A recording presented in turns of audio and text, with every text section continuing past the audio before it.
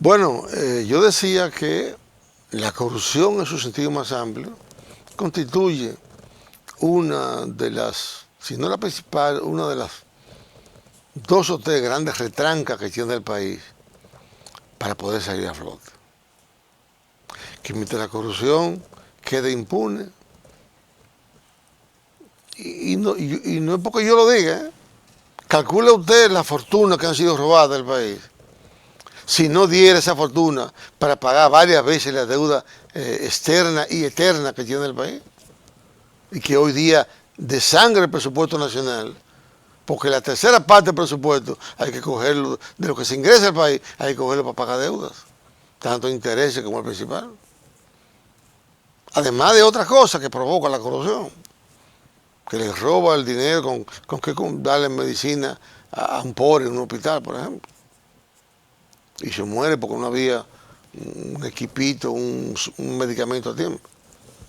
Pues junto con la corrupción está el tema haitiano. Y por eso yo siempre he reconocido el empeño que ha puesto el presidente Abinader en enfrentar la inmigración ilegal haitiana. Y lo digo no como loa ni para tumbar polvo, yo no acostumbro a eso, ni tengo razón para hacerlo. No lo haría, pues tampoco ni tengo razón para hacerlo. Y por eso he dicho, siempre he reconocido, que el hecho de poner sobre el tapete, en la palestra pública, el tema haitiano, que antes casi cuando había un problema así, pero está todos los días en la palestra pública, eso ya es una ganancia de causa. ¿Sabe por qué? Porque nos obliga a hablar del tema. Ustedes no ven cómo al principio, cuando el presidente Abinader comenzó en los foros internacionales y aquí a denunciar el problema que representa la inmigración ilegal haitiana descontrolada y la carga que significa eso para el presupuesto nacional y para todo. Al principio querían comérselo, le caían como los pavos, que la ONU, que la OEA, que esto, que la cuestión de los refugiados, que la cuestión de los derechos humanos. Usted no ve que eso como que se ha callado. Claro, llegó un presidente nuevo de Estados Unidos, Donald Trump, que está haciendo lo propio en su país. Dijo el mismo ayer el presidente Trump que está haciendo la deportación más grande que se ha hecho en toda la historia de Estados Unidos. Deportaciones masivas, no importa de qué país te sea. Y como ya eso está pasando, además ya el mundo sabe que la ONU y estos organismos son instrumentos al servicio del poder imperial de Estados Unidos. Ya la gente sabe que no es verdad, que lo que diga de que los derechos humanos y las cosas de los refugiados, ya la gente sabe que eso no es verdad, que esos son voceros de los intereses de los sectores que dominan el mundo. Entonces ya esas críticas han cesado o han disminuido bastante, y si la hacen ya nadie le pone caso. Pero antes los presidentes temblaban, todos. Y el mismo presidente Abinader, a veces tuvo que medio para adelante y para atrás, porque y tiraba una de cal y otra de arena, como dice. Sí, porque el gobierno demócrata pasado de Biden era capaz de tumbar un gobierno. Dice que defendiendo los derechos humanos. ¿Quién ha dicho que han defendido nunca los derechos humanos? Al contrario, lo han pisoteado.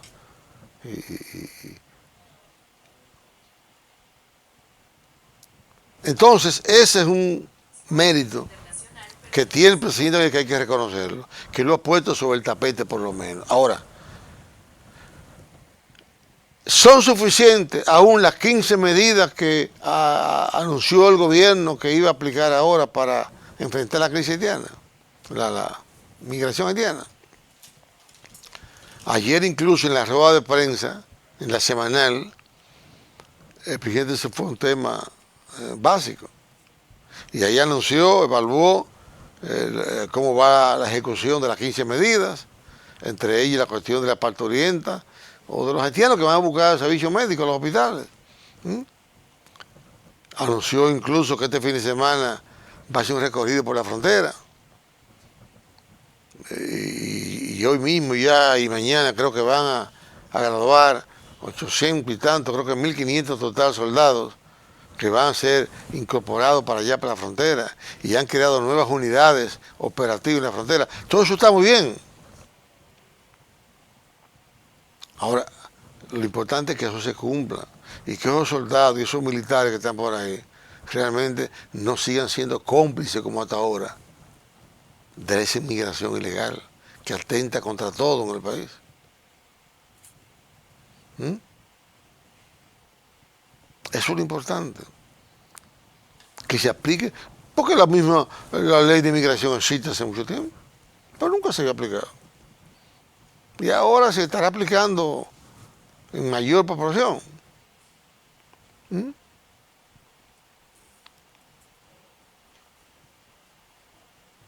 Entonces, yo creo que esta cruzada que el gobierno debe llevar, fíjense cómo tomó cuerpo la cuestión esta de este joven, Ángelo Vázquez, creo que es el que preside o coordina la antigua Orden Dominicana. Lo que hicieron la marcha en Friusa, que no sé si mantienen la convocatoria para ahora, para el 24, que van a hacer una marcha al Palacio. Pero fíjense cómo eso, si ese sentimiento se está arraigando en la ciudad dominicana, el sentimiento de que hay que buscarle solución al problema que significa la masiva presencia haitiana en el país. ¿Mm? Que ese joven desconocido movilizó al país y mantuvo en vilo al país por varios días, y todavía. Muchacho que quiso Nuria, creo que ridiculizarlo, de que porque no era bachiller. A pesar que para actuar en favor del país y de la sociedad no hay que ser bachiller, ni licenciado, ni nada, ingeniero, nada. Este es de integridad personal y que le duele a su patria, a su tierra. De manera que esta tarea de los haitianos es un tema que debiera ser nacional, porque algunos sectores lo aprovechan y lo explotan políticamente, y eso es entendible. No es que sea correcto, pero es entendible. Sobre todo si partimos de la premisa maquiavélica de que el fin justifica los medios.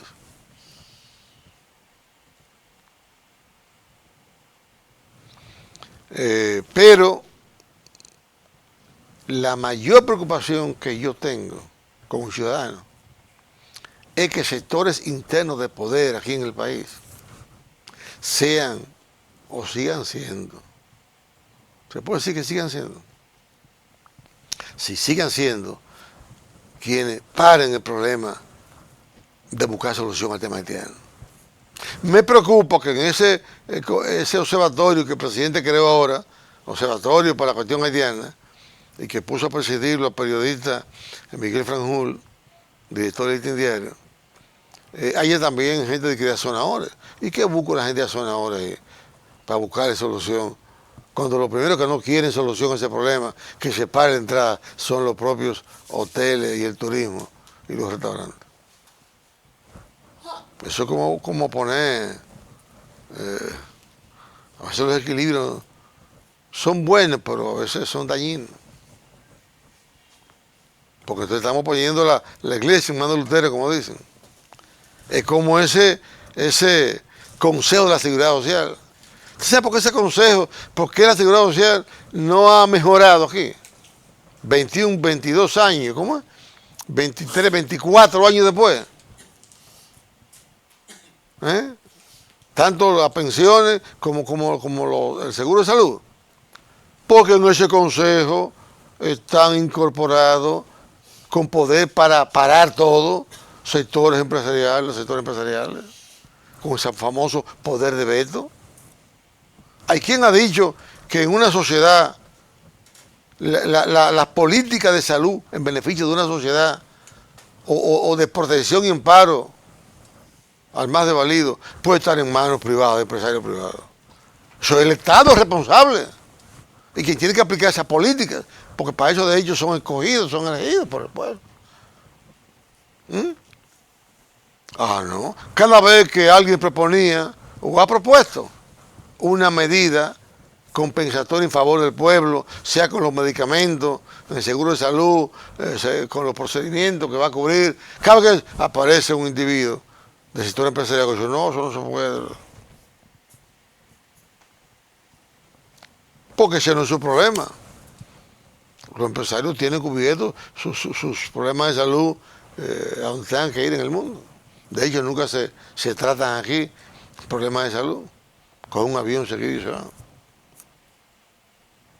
Entonces yo digo, yo no soy enemigo de los empresarios, creo que hacen un aporte, ¿no?, a la sociedad, pero es que si no se frena, si no se condiciona, si no se le ponen límites, hay empresarios voraces que se le importa que se hunde el barco con tal de aumentar su riqueza. De hecho, la mayoría tiene su riqueza fuera del país. Vamos a pausar de nuevo y venimos ya con la última parte del programa. Vamos arriba.